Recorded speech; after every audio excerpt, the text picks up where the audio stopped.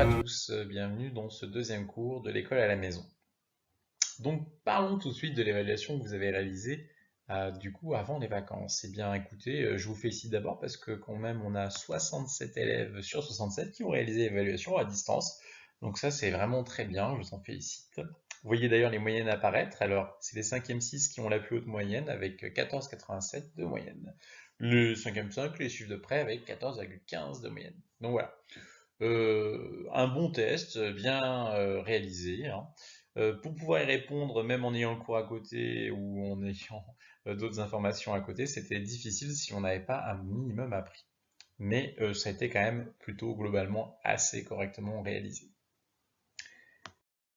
Pour ce qui est des cours qui devaient être réalisés, alors nous avons plutôt une bonne participation en 5e 5 avec 22 élèves sur 29 qui ont fait le travail. Et en 5e 6, 24 élèves sur 28. J'attends toujours du coup le travail des élèves dont j'ai mis les initiales à côté, hein. Vous vous reconnaîtrez et n'hésitez pas du coup à me contacter. Même si vous avez eu du retard, ne vous inquiétez pas, je vous enverrai tout de même, une fois que vous m'aurez envoyé le mail me confirmant votre travail, je vous enverrai les réponses. Sachant que quand même, il faut que je vous prévienne, hein, le travail devra être fait quand même avant qu'il y ait la rentrée, puisque au bout d'un moment, on évaluera le chapitre et il ne sera pas fait de rattrapage, entre guillemets. Donc si vous aviez un problème que vous me signalez à la rentrée, n'hésitez pas et on verra ensemble comment on fait. Mais il ne faudra pas attendre trop longtemps non plus, et prendre du retard d'ailleurs. Donc 5e 6, là aussi, on était le plus mobilisé, on va dire. Espérons que les 5e 5 se rattrapent par la suite. Nous allons donc maintenant commencer cette suite de cours. Alors, effectivement, nous allons essayer de continuer. Essayer de continuer donc le 8e chapitre sur le changement global. Alors, souvenez-vous, nous avions déjà fait une séance 1. La séance 1, dans l'introduction, nous avons parlé des personnages Disney pour présenter un petit peu ce qu'était notamment donc le changement global. Je ne sais pas si vous vous souvenez, je pense que oui. Et puis, effectivement, le changement global, on avait vu qu'il allait entraîner des conséquences importantes, et on avait pris un exemple, le Bangladesh. On avait vu qu'au Bangladesh, la montée du niveau des eaux avait des conséquences très importantes sur la population qui était obligée de se déplacer. On parlait même de réfugiés climatiques. Alors, maintenant, ce qu'on va faire, c'est la séance 2. Comment les sociétés vont-elles s'adapter au changement global? C'est-à-dire qu'il ne faudrait pas tomber dans un schéma où on se dit bah, de toute façon les êtres humains sont perdus, à cause du changement global, eh bien tout est fichu. Non, loin de là. Les sociétés humaines, elles ont la capacité de s'adapter. Et on va essayer de trouver les solutions qu'elles ont envisagées, des exemples de solutions, pour surmonter ces changements globaux qui sont liés donc au réchauffement climatique. Alors, nous étudierons trois aspects. Un aspect qui est symbolisé par Mulan, un autre aspect qui est symbolisé par Winnie l'ourson, et enfin le dernier aspect, qu'on a déjà vu un peu avec le Bangladesh, symbolisé par la Reine des Neiges. Alors, qu'est-ce que ça va induire? Eh bien, ça va induire que vous allez tout de suite récupérer votre livre, car on aura beaucoup besoin du livre, hein. On va feuilleter pas mal de pages pour répondre aux questions, et la fiche numéro 1 que vous avez dû faire imprimer, ou alors, si vous souhaitez la modifier directement sur votre ordinateur, c'est aussi une possibilité. Donc, nous avons cette fiche numéro 1. Avant même peut-être de commencer à regarder les documents, lire les questions, etc., je vous invite à compléter le thème, hein, simplement me dire de quoi ça va parler d'après vous, d'après Mulan. Alors, ne faites pas la bêtise de dire que c'est à cause du coronavirus hein, qu'elle a donc ce masque. Non, c'est pour une autre raison. D'après ce qu'on a déjà étudié, pourquoi est-ce que Mulan porte un masque sans lien avec le coronavirus? Quel est le thème dont on va parler dans l'équipe numéro 1. Avant, vous avez vu, j'avais prévu de faire des équipes, mais là, ce sera plutôt l'activité numéro 1.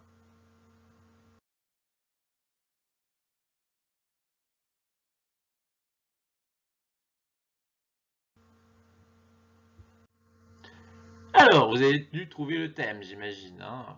Bon. Alors, nous allons prendre des exemples dans votre livre. Page 257, vous avez ces deux textes, vous pourrez donc les lire tranquillement, etc. Donc, ce qu'il faut savoir, c'est qu'on va voir à chaque fois des exemples. Des exemples, donc, qu'il va falloir détailler ensuite dans le tableau. Là, on va parler beaucoup de la ville de Los Angeles. Alors, Los Angeles qui se trouve bien sûr aux États-Unis, j'imagine que vous le savez, sur la côte, bien effectivement, ouest des États-Unis. Donc Los Angeles est une ville très peuplée, qui est un petit peu d'ailleurs en avance sur tout ce qui est changement global et environnement, puisque c'est souvent en Californie, hein, là où il y a Los Angeles, que eh bien, on a des gens qui sont très sensibles à l'environnement. Pourquoi? Bah, parce que c'est un endroit où il y a beaucoup d'incendies liés au réchauffement climatique, au changement global, et qu'il y a des mesures qui sont prises depuis plusieurs années. Voilà. Un peu à contre-courant, parce que le reste des États-Unis ne sont pas forcément très sensibles à la question environnementale. Alors, qu'est-ce qu'ils font à Los Angeles? Eh bien, vous avez à Los Angeles un maire qui est plutôt en avance et qui essaye donc de sensibiliser déjà sa population à plusieurs choses en lien avec le réchauffement climatique et le changement global. Donc, vous allez essayer de lire les deux propositions, hein, il y en a plusieurs, que font donc le maire, mais aussi d'autres personnes, d'autres acteurs, c'est d'ailleurs cela qu'il faudra trouver en lisant bien dans les détails ces deux textes. Après avoir lu ces deux textes, page 257, il vous faudra aller page 260. Quand il y a marqué à côté de la page 260, il y a marqué 2 et 5. Ça signifie qu'il faut seulement regarder les photographies 2 et 5. Eh bien, vous avez des exemples de ce qui peut se faire donc dans plusieurs lieux. Par exemple, dans le pays qui s'appelle l'Équateur, eh bien, vous avez un mur végétal qui a été installé.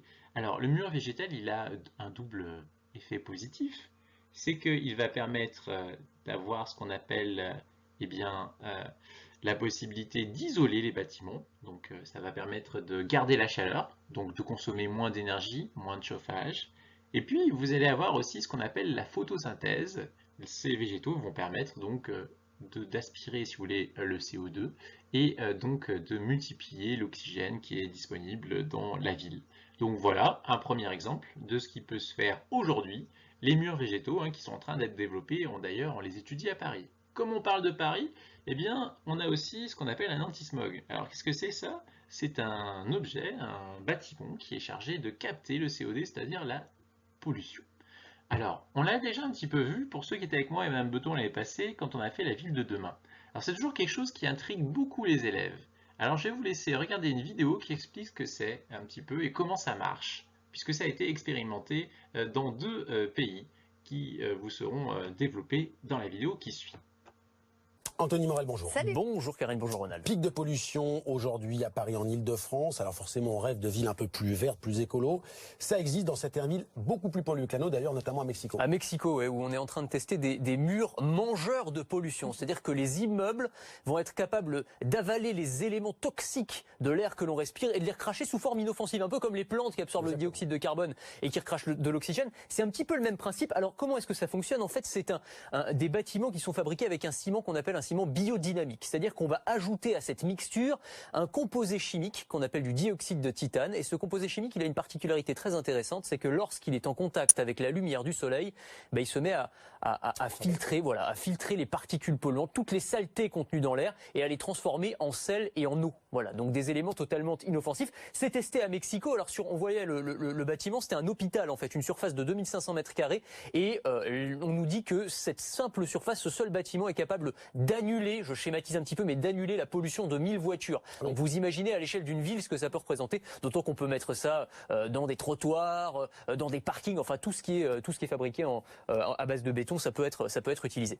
Bon, ça c'est pour Mexico. À Pékin, il y a une autre solution, des espèces de gigantesques aspirateurs à pollution. Oui, alors l'idée est géniale, la réalisation laisse encore un petit peu à désirer. Je vais vous expliquer pourquoi. Alors ça s'appelle la Smog Free Tower. Donc le smog, vous savez, c'est cette espèce de nuage polluant, enfin de pollution qu'on a autour de certaines grandes villes. Et donc ça prend la forme de grands bâtiments comme ça de 7 mètres de haut, des espèces de ventilateurs qui vont en fait aspirer des litres, des milliers de litres d'air viciés, qui vont le filtrer de toutes les particules qu'il contient, de toutes les petites saletés, et qui vont recracher une bulle d'air pur en fait. Alors le principe est assez intéressant, le but c'est de créer des espèces de bulles d'air pur à l'intérieur des villes.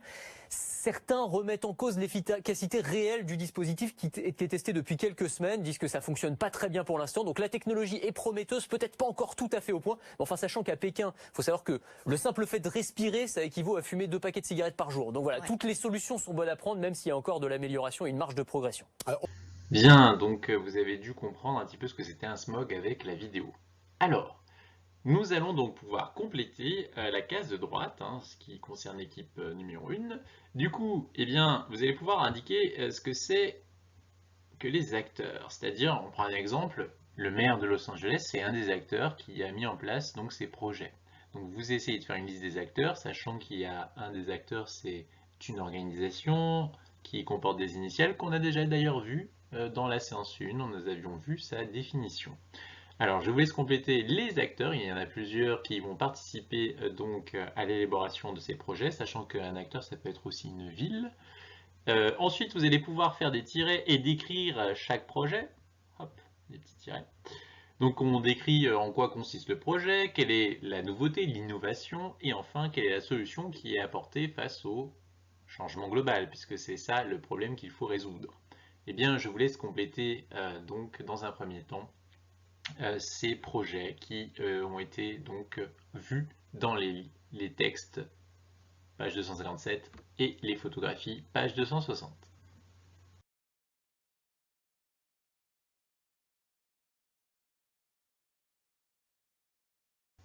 Bien, j'imagine que vous avez donc eu le temps de finir, c'est effectivement cette case. Alors, nous allons passer maintenant au deuxième thème.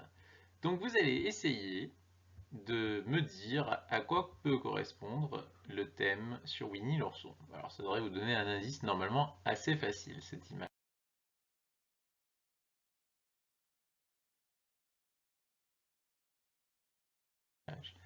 Une fois que vous aurez trouvé le thème, eh bien on va s'attarder sur les documents page 268, document 1, page 266, document 1, et enfin page 260, document 1, et ce sera la photographie numéro 3. Alors, le document 1, page 261.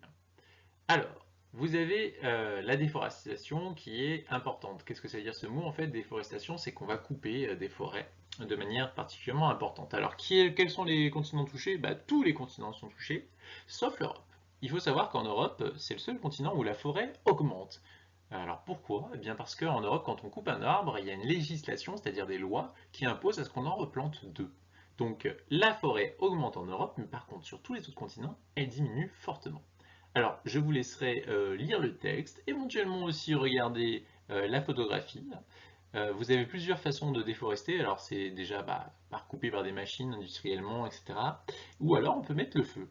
On met le feu à la forêt et ça va faire, si vous voulez, souvent en Afrique on le fait d'ailleurs, ça va faire donc une terre assez fertile, hein. On parle d'agriculture sur brûlis.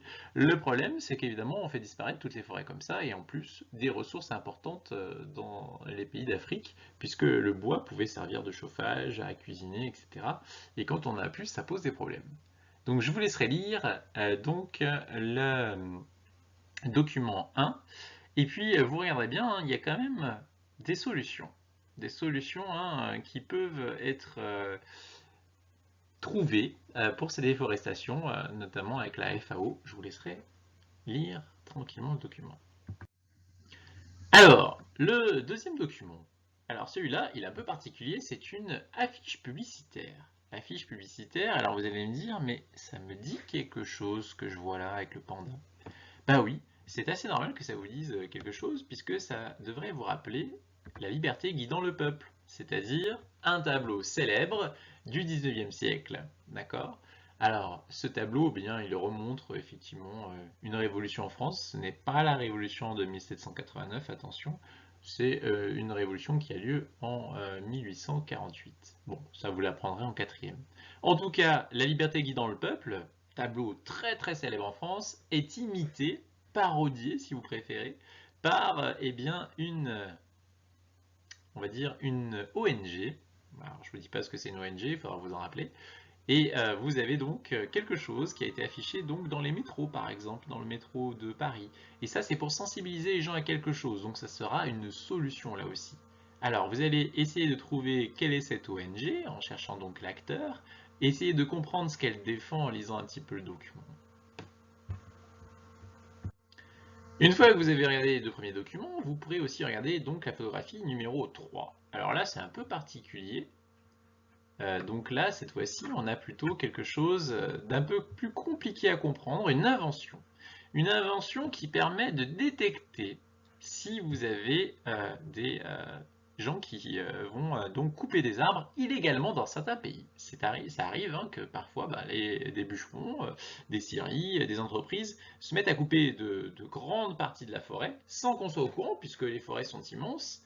Et eh bien cette invention qu'a fait donc le personnage qui est ici, hein, alors je vais peut-être vous le faire apparaître, eh bien il s'appelle Topper White. Eh bien, Topperweight, il a inventé un appareil qui permet de détecter les bruits. Mais je ne vais pas trop en dire, je vais vous laisser regarder les vidéos qui suivent pour comprendre un peu plus comment ça marche.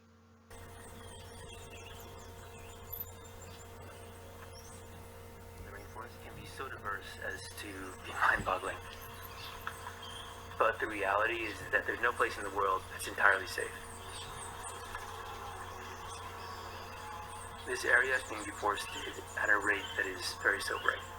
95%, if not more, of the Choco ecosystem has been destroyed in Ecuador. This is the last 5% that remains. A lot of it is large black market organizations that are just profiting immensely from the destruction of the forest. And local people don't benefit at all from this. I don't think it's an exaggeration to say that this ecosystem is hanging by a thread.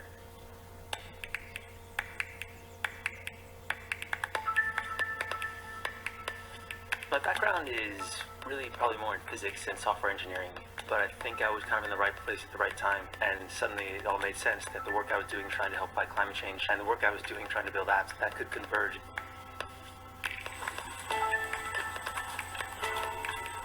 Often when we try and approach a problem from an engineering standpoint, we look at it from the human perspective, which is usually very visual. So we could put up cameras in the forest, but all you're going to see is the tree that's 20 feet in front of you. If you really want to capture what the essence of the forest is, it's sound.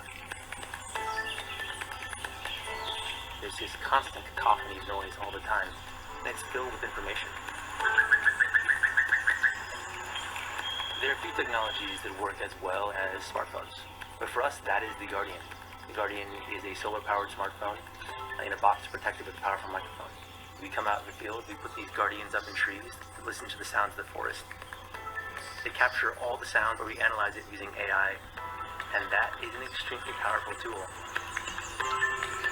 Alors, elle est pas géniale cette invention? Moi je trouve que oui, en plus c'est fait avec des portables qui sont recyclés, hein, donc doublement bon pour l'environnement. Alors, vous allez pouvoir faire comme tout à l'heure, vous allez compléter eh bien, les acteurs, hein, comment se nomme la personne qui a inventé par exemple cette machine, mais aussi les acteurs qui ont participé au document qu'on a lu tout à l'heure, l'ONG, etc. Vous faites la liste, il y en a 3 normalement. Et enfin, vous allez me décrire les projets de ces personnes, en quoi elles ont consisté ces projets, et enfin, eh bien, vous direz ce qu'il y a comme solution qui est apportée par rapport au changement global, etc. Comment ça peut le limiter.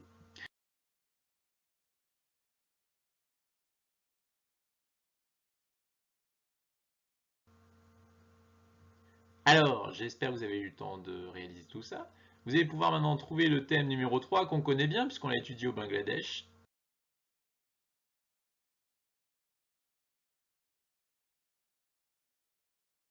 Et on va passer donc aux documents qui sont affichés à l'écran. Donc le document 2, page 261. Le document page 260, toujours le même, mais cette fois-ci avec les photographies 1 et 4.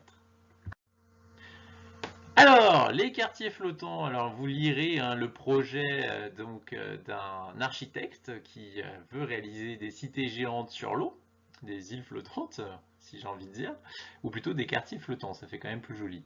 Alors ça, on l'a déjà vu. On l'a déjà vu en 6e lors de la ville de demain, avec Madame Beton, s'il y en a qui étaient avec elle ou avec moi-même. Donc on a vu que ces projets-là, ils sont en réalisation dans certains endroits, notamment par exemple dans une ville qui s'appelle Bangkok et qui est menacée par la montée des eaux, qui se trouve en Thaïlande, je ne sais pas si vous connaissez. Et cette ville-là, eh bien, elle a un projet, c'est de donc créer des îles artificielles pour pouvoir permettre à sa population de continuer à rester au même endroit. Après, pareil, on a le projet pour les réfugiés climatiques, les accueillir sur des îles ou des quartiers flottants, notamment. Alors, à quoi ça peut ressembler? Eh bien, effectivement, ça peut ressembler à ce qui est à page 260. Vous avez donc une île qui a été réalisée, un projet en tout cas aux Maldives, Alors pourquoi les Maldives? Parce que c'est un ensemble d'îles qui va disparaître si les eaux continuent à monter. Et le problème, c'est que cette petite archipel, hein, eh bien, est plutôt d'un niveau, d'une altitude assez basse, et si l'eau continue à monter, d'ici une vingtaine d'années, elles n'existeront plus. Et puis vous avez aussi des maisons flottantes qui s'adaptent finalement au niveau de la mer. Alors ça existe aux Pays-Bas, ça existe aussi depuis très longtemps à Venise, hein, sachant que les maisons montent par rapport au niveau de la mer. Après, c'est des solutions effectivement qui existent déjà. Ça, ce sont des projets qui n'existent pas encore, mais on peut voir donc ces espèces de quartiers, de villes flottantes. Voilà ce que ça pourrait donner. Alors ça, c'est des images de synthèse, ça n'a pas encore été réalisé, mais c'est des projets, des architectes qui ont déjà étudié et travaillé pour justement accueillir les réfugiés climatiques qui sont obligés de se déplacer. Ces villes, elles seraient autonomes, c'est-à-dire qu'elles seraient capables de se nourrir, de produire leur propre énergie, etc., etc. Donc vous pouvez compléter la partie de droite en me précisant quels sont les acteurs. Alors il y en a un peu moins que pour les autres. Les acteurs, les projets, les innovations, les solutions qu'ils proposent.